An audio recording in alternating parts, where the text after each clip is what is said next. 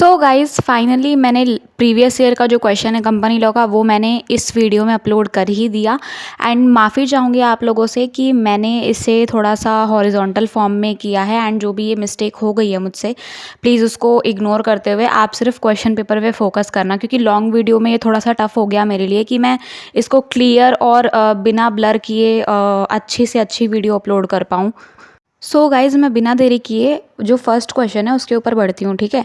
तो first question में देखो लास्ट ईयर में बताया है, जैसा कि मैंने आपको यूनिट 1 में कॉर्पोरेट वेल के ऊपर बहुत ज़्यादा ध्यान दिया था, वही क्वेश्चन देखो फर्स्ट क्वेश्चन में पूछा हुआ है कॉर्पोरेट वेल के बारे में। वो आपको 10 मार्क्स का आएगा, ठीक है। एंड सेकेंड क्वेश्चन जो है वो फॉरेन कंपनी या फिर कोई भी company, government company, associate company या फिर प्राइवेट कंपनी, पब्लिक कंपनी, कुछ भी पूछा जा सकता है आपको, ठीक है, कोई सी भी कंपनी के बारे में। अब देखो गाइज जो और वाला पार्ट है उसमें आपको क्या पूछा हुआ है, प्राइवेट कंपनी के बारे में और उसके जो प्रोविजंस है ना उसके बारे में पूछा गया है कि पब्लिक कंपनी को कैसे कन्वर्ट किया जाते हैं प्राइवेट कंपनी में, ठीक है। तो उसका भी जो प्रोसीजर है वो मैं अलग से अपलोड कर दूंगी आपको, क्योंकि वो आपके यूनिट 1 में था नहीं। बट उसके जो प्रोसीजर है मैंने वो अपलोड किया हुआ था कि पब्लिक कंपनी प्राइवेट कंपनी में किस तरह से हो सकती है, प्राइवेट कंपनी के क्या प्रोसीजर होते हैं, कैसे वो एंटर करती है, कैसे पब्लिक कंपनी एंटर करती है, वो सब तो मैंने आपको डाला ही हुआ था, ठीक है। नेक्स्ट वाला क्वेश्चन जो है इलीगल एसोसिएशन के बारे में। बेसिकली ये जो फर्स्ट पार्ट है ना आपका, first part A part B part, ठीक है, इसमें ना आपका जो भी है यूनिट 1 के बारे में है, ठीक है। तो यूनिट 2 के बारे में कुछ नहीं है इसमें, 1 के बारे में। अगर आप लोगों को 1 वाला पार्ट जो है आपको अटेम्प्ट करना है तो आप वो कर सकते हैं, सेकंड वाला अटेम्प्ट करना है तो आप वो भी कर सकते हैं, ठीक है। अब आ जाओ क्वेश्चन 2 की तरफ, उसकी तरफ बढ़ते हैं। अब देखो गाइज मैंने आपको ये भी बोला था जब मैं आपको पढ़ा रही थी, तो आप लोगों ने नोटिस किया होगा मैंने हर जगह स्टार मार्क किया है जब भी मैं आपको नोट से पढ़ाती हूँ। तो मैंने वहाँ पे आपको साफ साफ बताया था चिल्ला चिल्ला के कि ये इंपॉर्टेंट है, एग्जाम पॉइंट ऑफ व्यू से आएगा, ठीक है।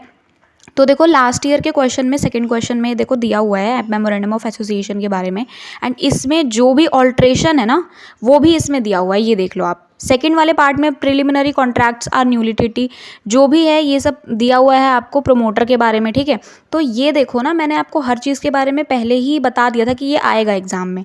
अब इसी के और वाले पार्ट में प्रमोटर के बारे में पूछा हुआ है, डॉक्ट्राइन ऑफ इंडोर मैनेजमेंट, यानी कि यूनिट 2 के बारे में पूछा हुआ है, ठीक है। अब यूनिट 3 के बारे में जो भी है वो थर्ड वाले क्वेश्चन में पूछा हुआ है आपसे। तो देखो गाइज थर्ड वाले क्वेश्चन में आपसे ये पूछा गया फॉरफीचर ऑफ शेयर्स। जिस बच्चे ने अकाउंट्स पढ़ी होगी देखो उसको तो ये भी आ जाएगा क्वेश्चन, ठीक है।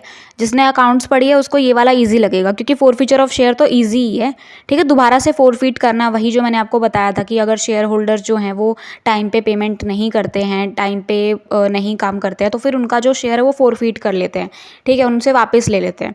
तो यही होता है फॉरफीचर, ठीक है। अब इसके बारे में जो भी रिक्वायरमेंट्स है valid forfeiture of share company के द्वारा कैसे क्या करते हैं तो मैंने आपको ये भी बताया था, और रीइशू कैसे करते हैं ये भी मैंने आपको उस वीडियो में बताया था जो जो मैंने आपको यूनिट्स करवाई हैं, ठीक है। सेकंड पार्ट में देखो प्राइवेट प्लेसमेंट ऑफ सिक्योरिटीज़ के बारे में पूछा हुआ है।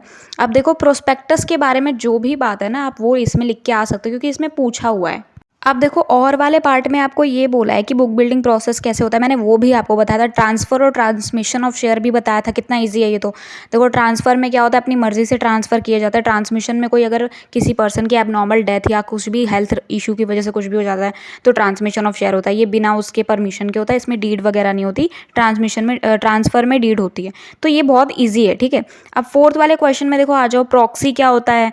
प्रॉक्सी लगा सकता है कोई बंदा कि नहीं लगा सकता है कंपनी में, ठीक है। और कंपनीज एक्ट के अकॉर्डिंग इंडिपेंडेंट डायरेक्टर कौन होते हैं, ये सब के बारे में मैंने आपको बताया था फिफ्थ वाले यूनिट में, ठीक है, याद करो। और वाले पार्ट में देखो इसमें दिया हुआ है कि डायरेक्टर के अपॉइंटमेंट कैसे होते हैं, किस तरह से अपॉइंट किया जाता है डायरेक्टर को, ठीक है। एजीएम के बारे में कैसे जो भी क्वेश्चन है वो इसमें दिया हुआ है।